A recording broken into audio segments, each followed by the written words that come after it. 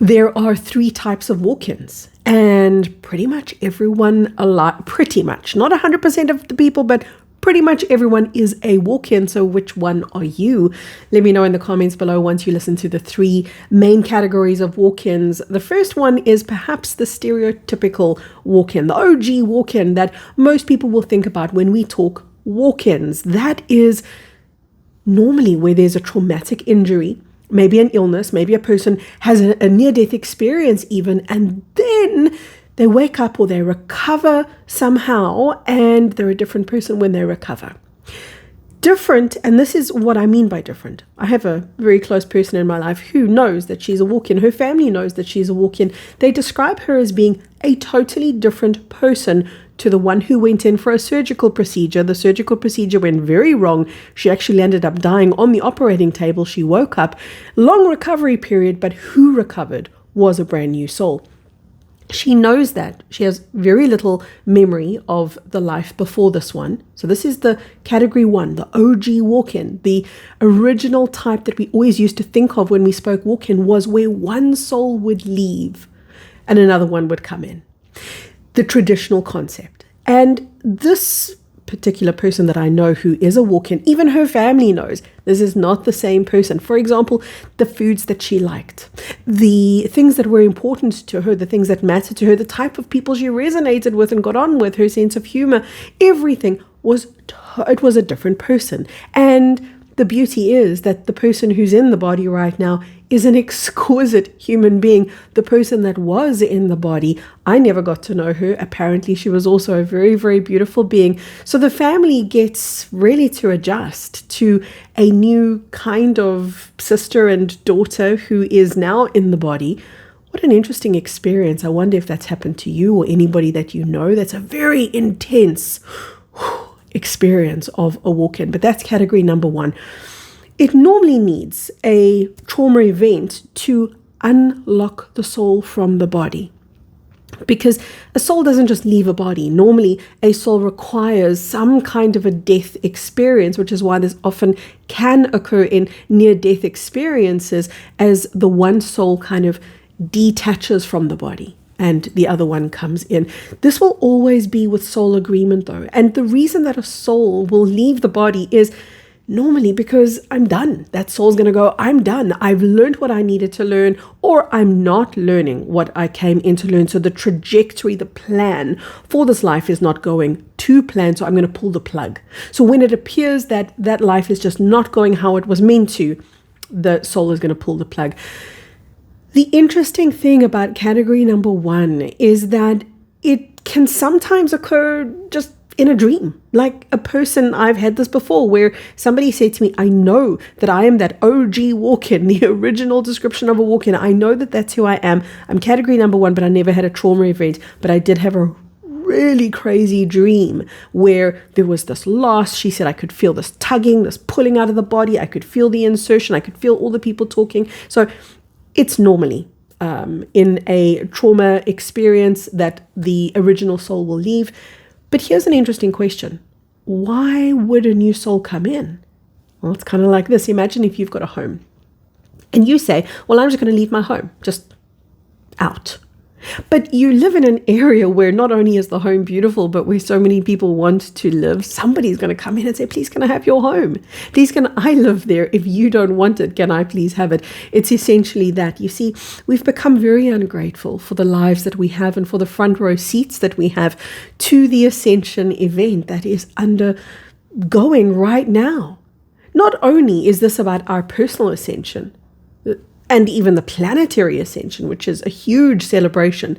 It's a celebration because this is where we get to return planet Earth to the divine matrix where she comes from. But it's even bigger than that. It's the transcendence of the false matrix. And it's even bigger than that. It's the collapse of the false matrix.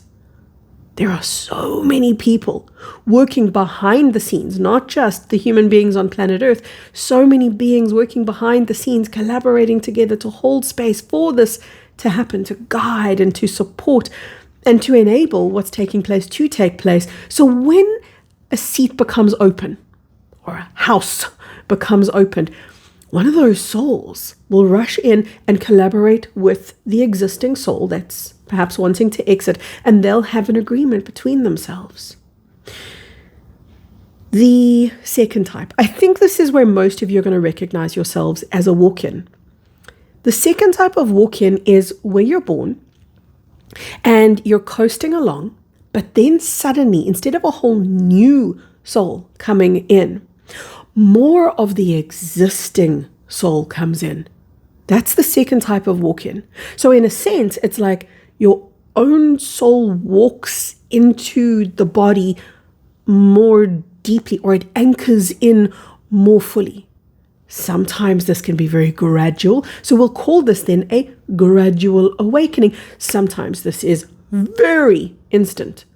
And when it's very instant and very sudden, it can sometimes be very jarring. This is where you hear people talk about an awakening experience, or a sudden Kundalini rising, for example, or a Kundalini experience that just shifted their reality. So this is the same soul. But instead of the same soul coming in as we were pretty much destined to be in the false matrix, which was a trickle. We were meant to have these little trickle connections between the soul and the body. And the reason why it couldn't be a full connection between the soul and the body is because that would result in awakening, which would then be essentially the end of the false matrix. The false matrix, the moment souls begin to awaken within the false matrix, it begins to corrode the fabric of the false matrix. So what we have is this phenomenon where we have a lot of starseeds, lightworkers, spiritual warriors. They came in to be part of the support crew who would awaken on planet Earth in the darkest time, kind of like throw off the mask and say, ha, it's actually me, this enlightened being pretending to be human. And we did this because we knew that we needed to pose as human and come in as human and have that little trickle connection to the soul, just like all humans do. But then there would be that walk-in event, or what we call a spiritual awakening, some kind of coming online, some kind of plugging in event was going to happen. So that's the second type of walk-in. What's difficult within the second category is where a person starts to reject their own awakening.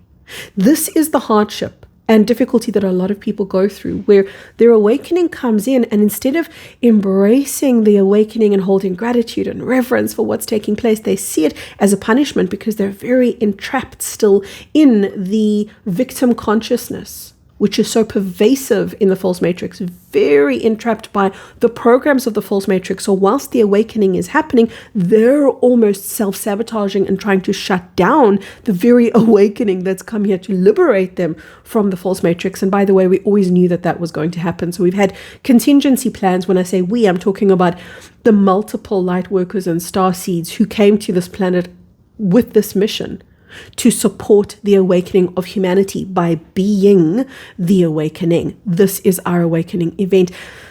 The third type of walk-in, I find these guys perhaps the most interesting. This is where there is a soul share, So imagine, kind of like, remember in category number one soul left. A new soul came in. Category number 3 is where one soul stays and allows in a new soul. So a soul share is where you have an existing soul who basically calls for reinforcement.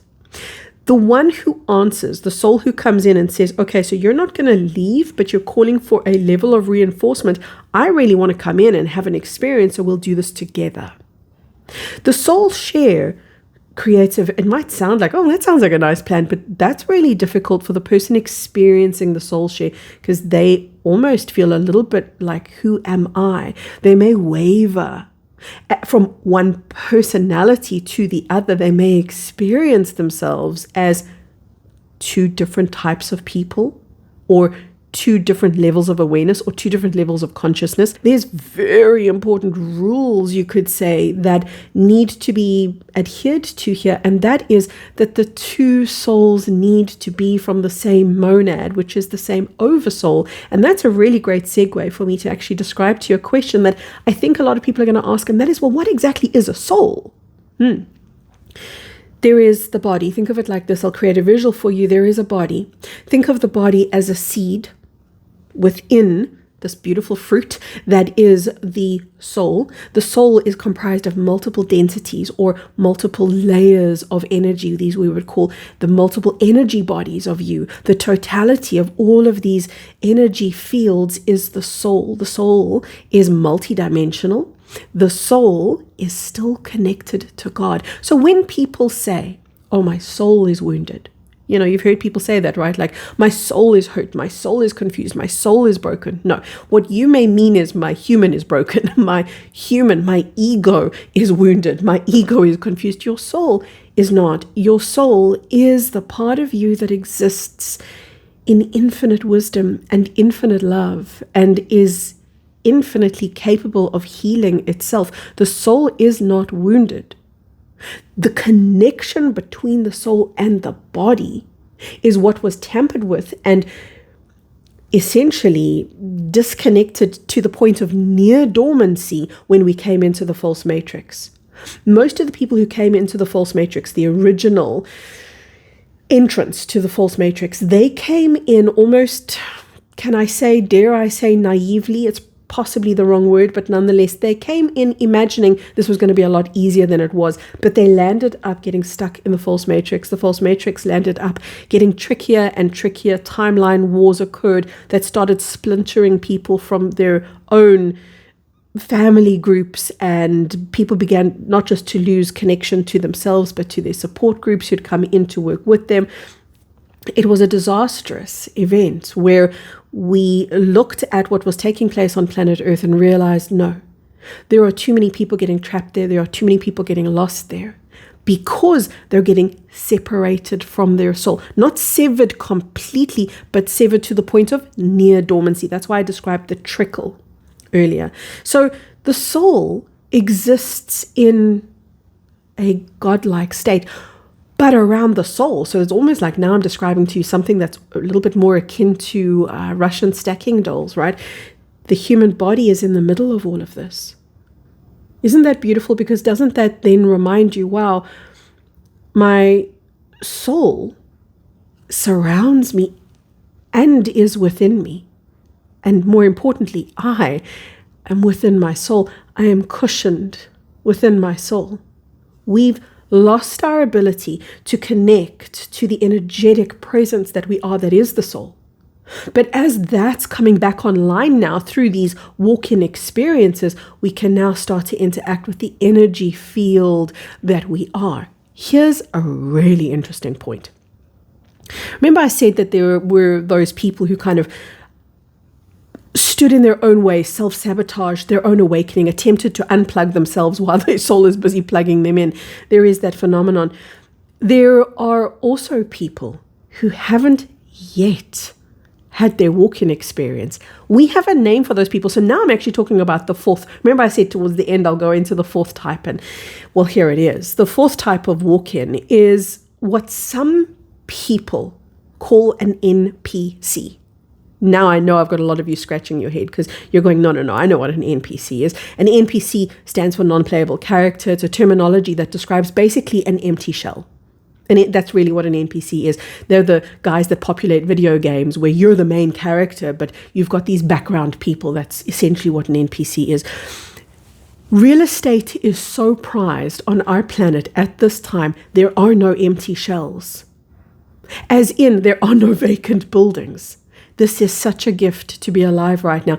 What we have are some beings that we've, and I think perhaps a little bit judgmentally, labeled an NPC. Like, oh, there's no awakened consciousness there. There's no even soul there. Like the lights are on and no one's home. That person doesn't exist because they're not connected to their soul. We all at a point perhaps even in the beginning of this life, but certainly 2, 3, 4 lifetimes ago, we would have all been classified as NPCs, all of us. Because if we were looking now through this level of consciousness at the past lives that we've lived here, we would see the unpluggedness and the unconsciousness of being, and we would have described everyone then as an NPC. But it's not the case. They were just incredibly dormant, or rather their connection to their soul was so incredibly dormant and shut down that they appeared to have no individual soul. The point of the walk-in is to invigorate that connection between the soul and the body. Now, as the NPC experiences his or her spiritual awakening, that's the walk-in.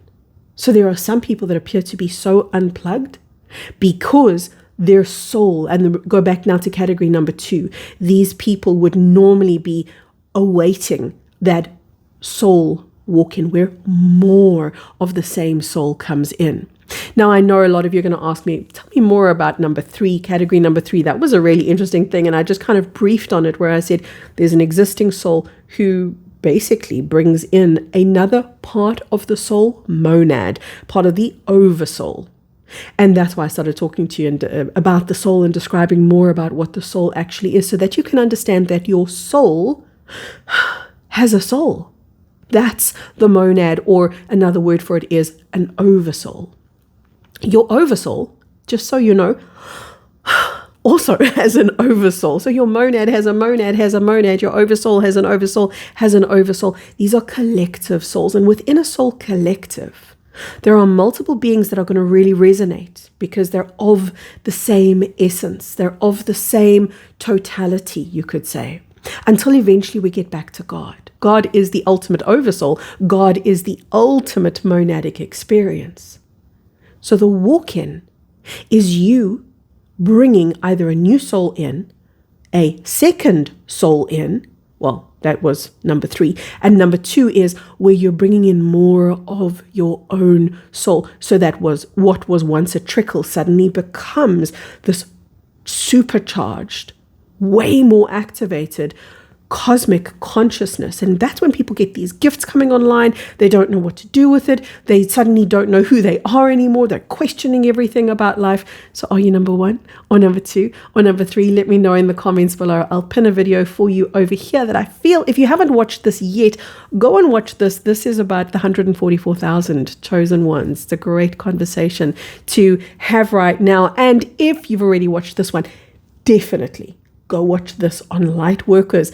There are different types of light workers on the planet right now. So go and see which one you are. This is from my heart, all the way into yours. Oh, so much love.